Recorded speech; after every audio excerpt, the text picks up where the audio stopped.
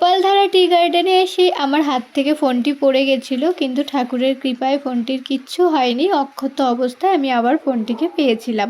তারপর আমরা চলে গেলাম টি গার্ডেনের ভেতরে, আর সেখানে গিয়েই আমি প্রথমবার চা গাছগুলোকে এত কাছ থেকে এবং ছুঁয়ে দেখেছিলাম। সেখানে ছিল অনেক চায়ের দোকান, যেখান থেকে চাইলে তোমরা চা টেস্ট করে তারপরেই বাড়ির জন্য কিনে নিতে পারো।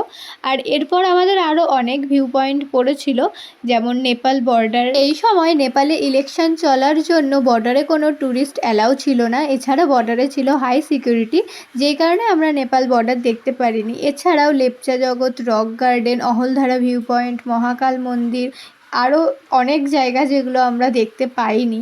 তবে এর জন্য আমাদের কোনো দুঃখও নেই, কারণ এগুলো না হয় আমাদের পরবর্তীতে দার্জিলিং আসার কারণ হয়ে থাক। আর তারপর আমরা পৌঁছে গেলাম সোজা দার্জিলিং। এরপর কি হলো সেগুলো তোমাদের সাথে নেক্সট ভিডিওতে শেয়ার করব। টাটা।